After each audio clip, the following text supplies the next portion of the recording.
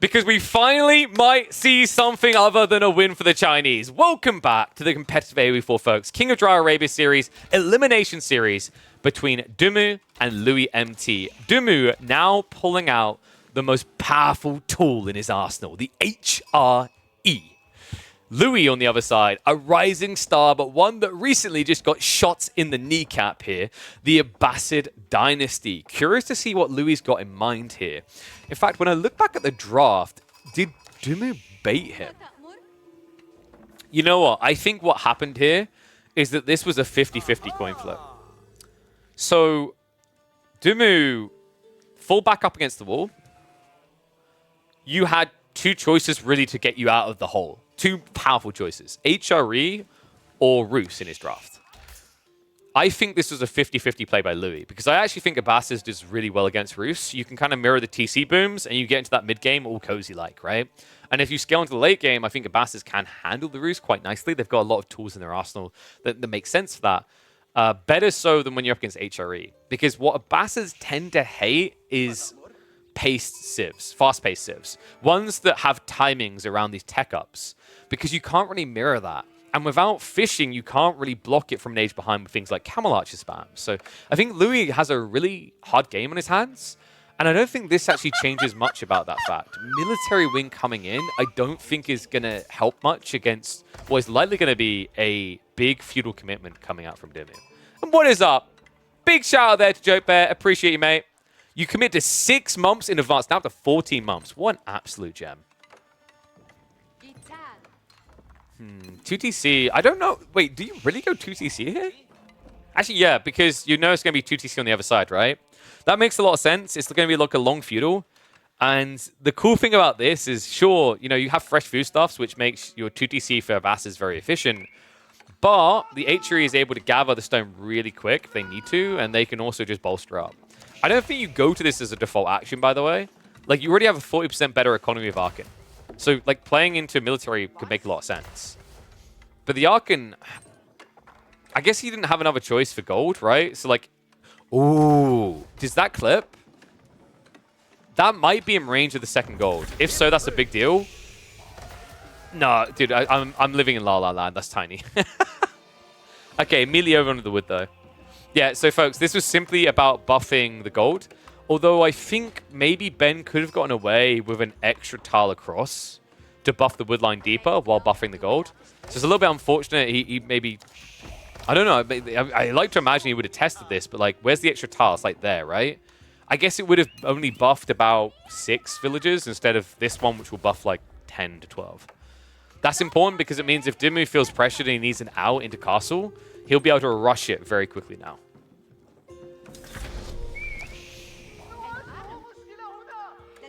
Staples now coming. The classic.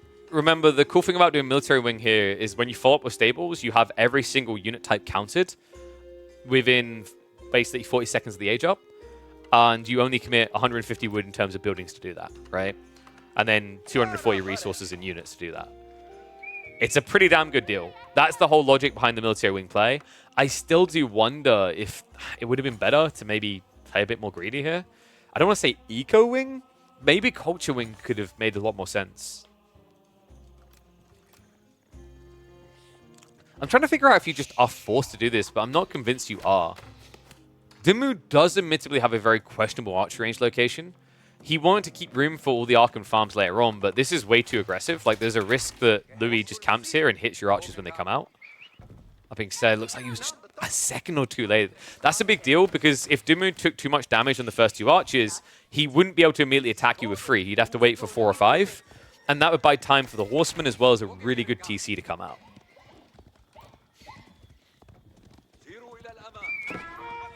So we only got 1 horse, by the way. Dimu immediately into those farms. Wait, what on earth? What time in the day did Dimu play this match? It was about... Was it not like 3 or 4 p.m. UK time? In fairness, that yeah, I've seen both Dimu and Killjadi on LAN. At that point in the day is nap time for those two. So a little bit of a scuff placement on the Aachen slightly. What Dimu might have been doing here is baiting the idea of 2TC. I'm wondering if that's what happened here. Because the only reason like you logically do this is that you want to be right next to the stone. And that will help later. But I think maybe there's an element of like, if I drop the Aachen next to the stone, my opponent's going to panic that I'm doing a 2TC play and rush me. Which is really smart because then when you play 1TC and he arrives, you just counterattack him. We have very early blacksmiths coming out, but it makes sense, right? Like when you play Abbasid, you don't tend to run into smiths quickly. And it means the horsemen are going to get pretty hard countered just by mass archers. We even have spearmen now getting added in. Second TC is pretty decent, actually. Love this. Deer Shoving comes in, so Louis now going to be optimizing himself for a castle build. Yeah, and that's the problem. Dimu needs to start moving out soon because I've seen this build a lot from the Abbasids. As soon as they lock in on that goal, it's kind of obvious. I mean, the Deer does give him some longevity to play the Age. I'm just not really sure you ever want to. Against these spearmen that have the default increased movement speed with the marching drills, you won't find an easy win, right? Like, archers will be able to kite you more easily, spearmen will be able to block you more easily. So I feel like Louis' best efforts are focused on finding a more greedy avenue of approach.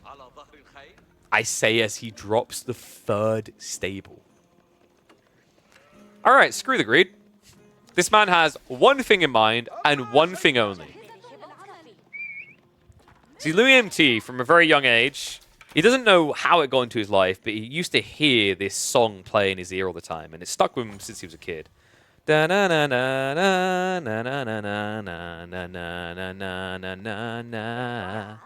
ask me how I know that tune. There are a few people in chat right now who are going to act like they don't know what that was the uttering of. But they know exactly that that was a nice little My Little Pony moment. Because this boy is going hard into the horseman.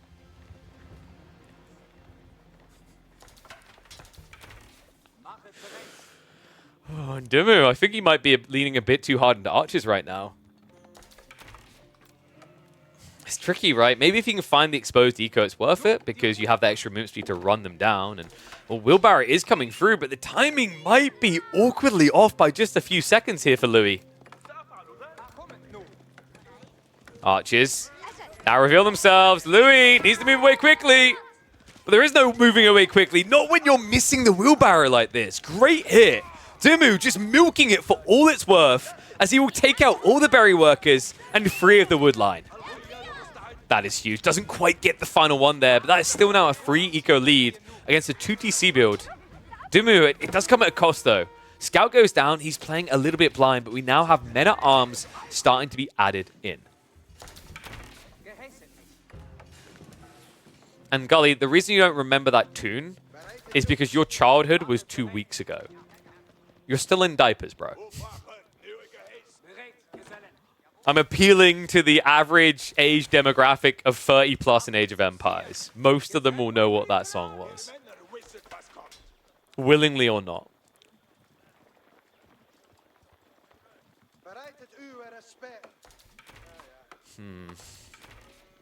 I don't know, man. This looks awkward for Louis now, right? He has snuck his eco far north. Maybe if Dimu just sniffs that out. I mean, that's the challenge now, right? Without a scout, you don't have a quick way of just scouting that out. You're sniping the eco still. I don't expect him to replace the scout either. He doesn't want to build stables right now. Speaking of stables units, Horseman going for the counter raid here. It's going to be a move into the main of HRE, but Dimu quick on the breakaway. Doesn't give an opening, and instead, now this pivot north. Dimu very close to sniffing out these extra villages exposed. Instead, it's going to be a dive underneath the secondary TC to block out the gold. It looks like Ben is trending towards a castle race here, where he wants to starve the Abbasid's ability to do so as well. Still, this dive feels really hapless. I mean, the men-at-arms count isn't big enough to stay here for a very long time. Instead, the men-at-arms are just going to get sniped out. And I don't feel like Ben got much out of that.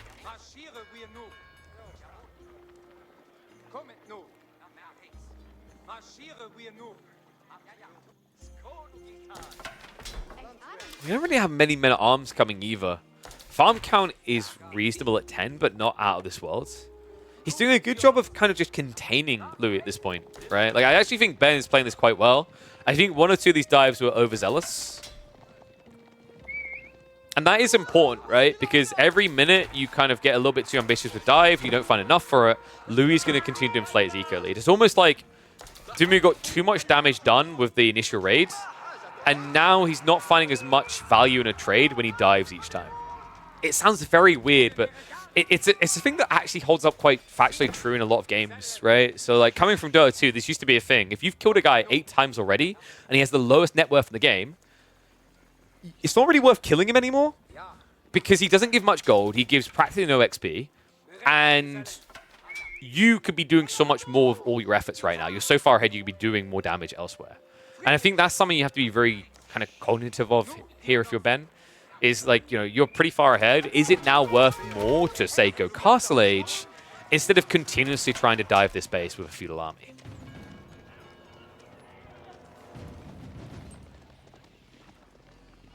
Especially this now on the way. Ecoing. Despite all this pressure, Louis has still found a way to get the resources together to go into age number 3. One thing that's awkward here, yeah, I was about to say, Louis needs Raxes. You can't play the opening of this age with just the Lancer spam because your opponent has mass spears already. So good read there. Guillims are going to be in the way, and the Guillims will be the perfect reset for Louis in this game. Your opponent has mass arch and mass spears. You do need to be careful not to go before you have enough Guillims because they will get kited. But this will at least stop Dimmu from continuously diving the base. And the tower for Louis, I can't tell you what's in it. It's definitely a military unit, though. I think it's the spearmen and the archers.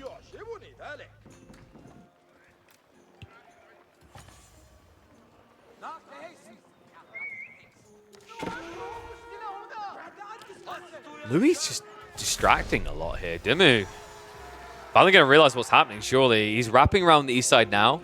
Double racks begin the production. Guillims are now on the way. And surely this is where Ben says, okay, fair dues. Tech up it is. And for those wondering, like, why no Rams from Ben? It could have been a potential oversight, but I think more likely what's happened here is Dimmu wanted mobility. He doesn't want to kill buildings. He wants to kill economy. Right? His real win condition is oppress his opponent, then tech up ahead. That plan didn't really come to fruition, but he's now going to immediately catch up. If you go Rams, you static yourself, right? You stay still for a long time against a Civ that you know is going fast castle because they've gone a handful of horsemen, they've gone 2 TC condensed on the gold. It's pretty obvious what they're up to. If you waste time building Rams, they could still achieve their goal, right? While gathering resources on the flank. By going for just mass infantry like this, with the marching drill tech, you just keep circling the base like a shark. And the whole idea is you kind of Ouroboros him. You let him reach a point where he has to eat himself just to stay alive.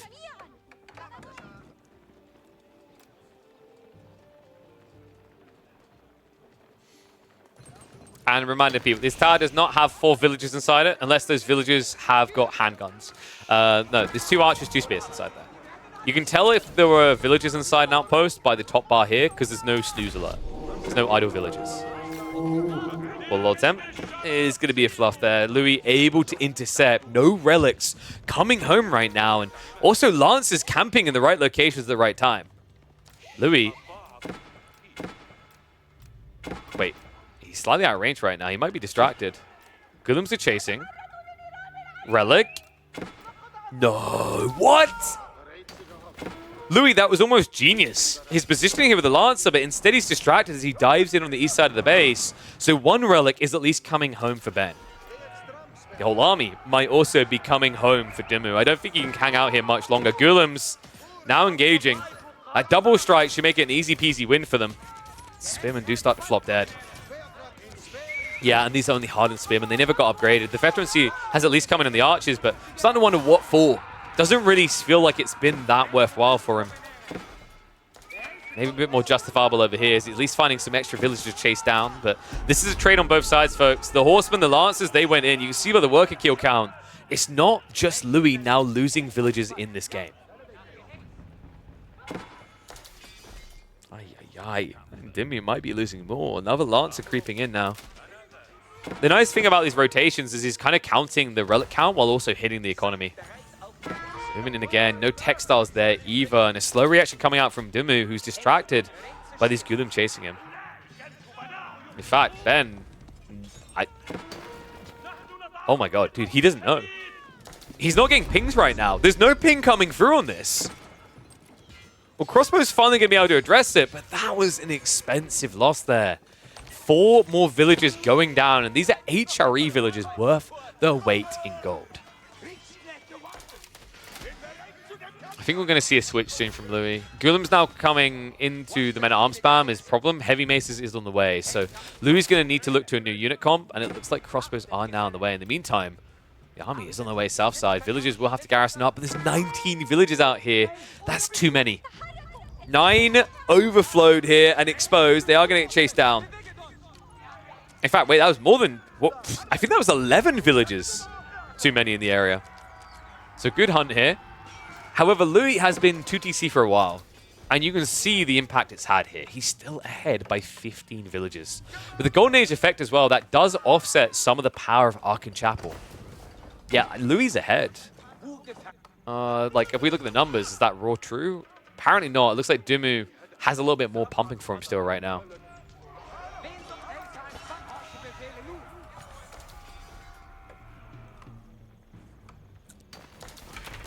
And I believe... is Dumu going for a key drop? It's a lot of stone. I think you just save this for outpost, right? Like, he wants this gone for the extra farms, but I think you just now go for an outpost spam. Like, build a few outposts, fortify them, and then wait until you can get Imperial, and then build cannons in them. Maybe you build 2 or 3 spring order emplacements in the meantime. The more important thing for me is maybe some walling, right? Like, you've seen your opponents building lancers, and you're still very open to lancer raids.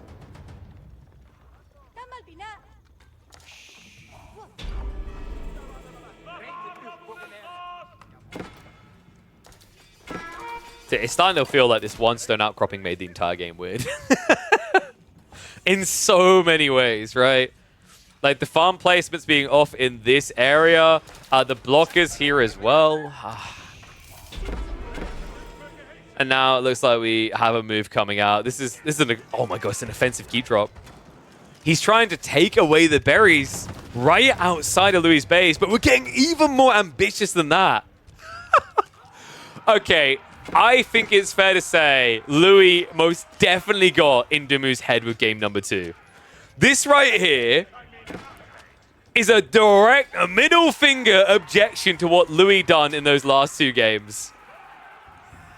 Oh my god. Well, he does have to pull it back a little bit, but keep is now coming. And a staging point now to potentially go for a landmark victory on a delay. Louis, he still doesn't know. Even if he did, he can't dive it now. There's too many men-at-arms and crossbows coming out from the HRE. Also, keep in mind, when you run away like this, you always lose troops due to the extra movement speed of Dumu's comp. Heavy Mace Wallops continue. This is just too many crossbows, dude. I don't see how Louis is meant to win this fight. Especially with this castle now almost complete. So men-at-arms are getting thrown away. There's a few archers left over to try and trade out up against the crossbows. I feel like there's enough, and if you're trading 1 Golem for 1 men-at-arm on average, you're losing that engagement, remember, not just due to the eco difference of these two, but also due to the cost. 150 resources compared to 120, and at the end of the fight, it doesn't even look close. Double military advantage now for Dumu. Louis MT is in trouble, and I think he now realizes the true extent of his pay. The castle goes up, is revealed to him, and this can now easily turn into a siege base.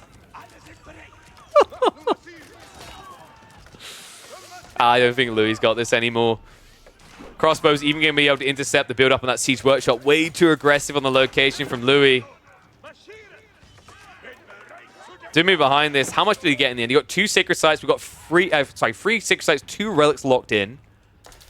I don't think he's going in. I think he's just going to turn this into a kind of a death ball attempt here. Louis has now got farms on the way. He did go for the Fertile Crescent, which got buffed recently. So this is going to be fairly cheap for him, right? 49 wood per.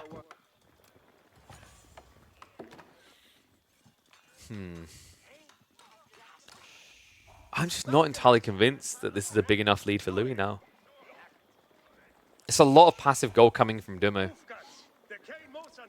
These Golems are just so expensive to remass in a situation where a cheaper unit just feels like it outright counters you in this game.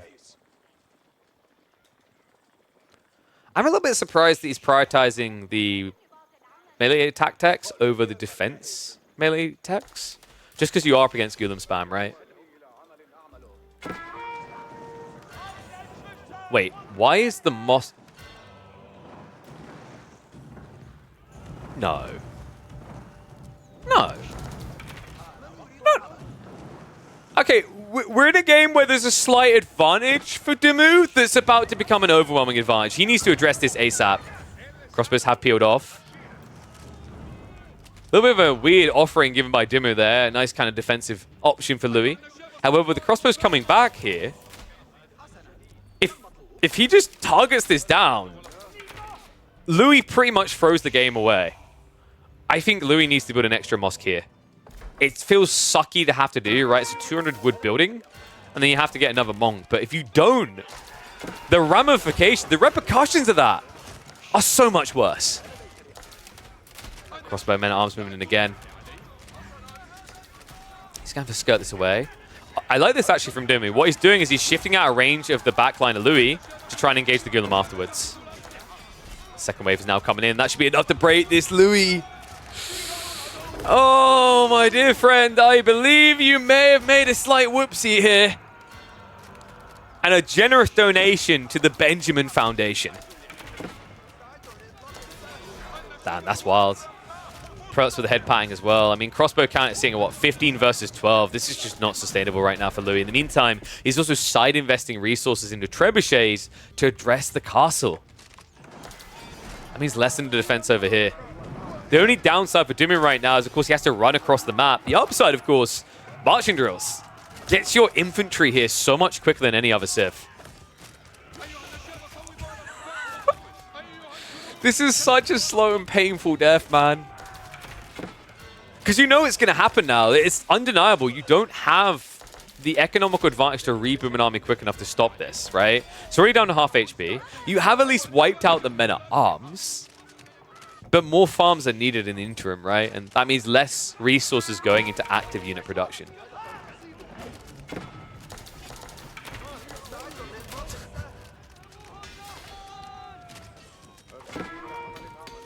There it is. It's fun on the way. Pulse swab is coming. All right, so temporary reset. Dumu's going to back up a little. Louis, the tough part here is, yes, the mosque is still alive. All right, it didn't come to fruition the way we were hoping in the end. I say hoping because you don't often see a relics getting yoinked. But it's the Pulse Swabia now. Like, this difference is going to be huge. You know, Louis, if you think he's got a big economical lead right now, check back in 4 minutes, 5 minutes. All that hard work would have been for nothing. Men at arms are now here. It's happening. Like it or lump it, Louis. These relics are the property of the HRE state.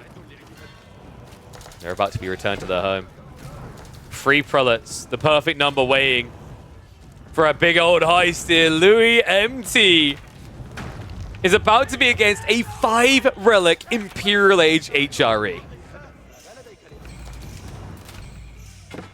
And that is game. I don't think Louis realizes drastically just how much that is game right now. He's about to get a preview. He saw the relics taken away. He's about to get confirmation of Imperial. This game just became infinitely more difficult for Louis. He has at least got rid of the castle on the front side. He can at least push him back here. But you now need to hit the enemy economy like there's no tomorrow. Because in this game, there ain't. What a tricky one now. So how does Louis navigate these sharky waters?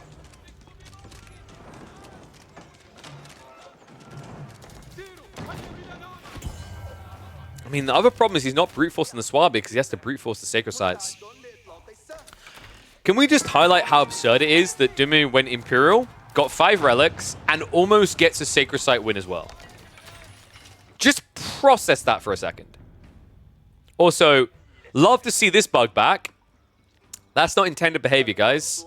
It's because he, I think, tried to decap a different Sacred Site, and it, like, unpauses the timer. It's really weird right now. There we go. Win condition has now been neutralized, but Dumu has a new win condition. It's called, I have more money than you, so I can buy everything. Welcome to capitalism. Yes, Capitalism 101 is heavily armed men with maces and a lot of gold. Elite army tactics now on the way as well. Not much of a front line for Louis to hold in this area. Spirals at this point can only really just snipe range units. There's not much more they can go after, but Louis MT, I don't feel like this is enough. The men-at-arms are just doing so much damage here. This fixation on the backline doesn't help you. Crossbows aren't the thing winning the fight for Dumu, it's the men-at-arms. Oy, oy, oy. A rough one to now watch, but you know what this does, folks? This develops a pretty cool series. It means that Louis isn't just going to steamroll this one. Dumu has some bite back. One thing that does worry me a little bit is your opponent could potentially pick Ayyubids against your Rus, which I think is an okay matchup for Ayu. I think Rus aren't completely underwhelming there. But I'm just thinking of like OP picks left and whatnot, right?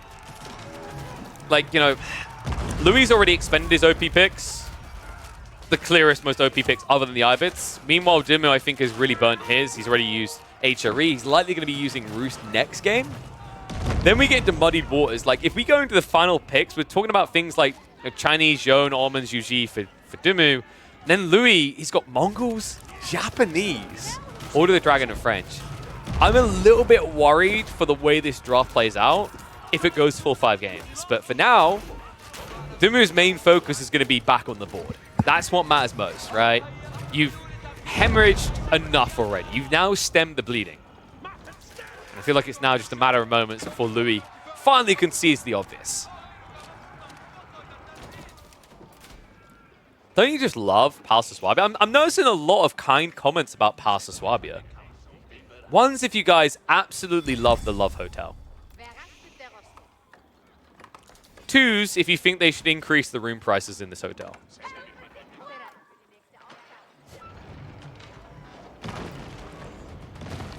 Why am I not surprised to see the most ones out of the prolific HRE spammer? Oh, it's absurd. This landmark is way too good still. It needs enough. It's always needed enough. I don't know why anyone has ever been listened to who says it doesn't need enough. The bare minimum, the reasonable thing, is it should not be cheaper than Elsbach. I do not have a clue why it's cheaper than Elsbach. I mean, I know a while ago HRE sucked, right? But like, having that Imperial landmark remain strong and it takes so long to make feudal changes just meant that like the only comeuppance was potentially still fast cast fussing, right? It's similar with Japan right now. The buffs to Japan haven't really fully alleviated the real concern. Like they at least made a small subtle change around the early game with the Shinobi cost and, you know, the cheaper daimyo, but we still have this rush imp. At least with HRE, we have a little bit of diversity now when it comes to strategy. Not so much when it comes to winning or losing. These guys still always seem to feel on top.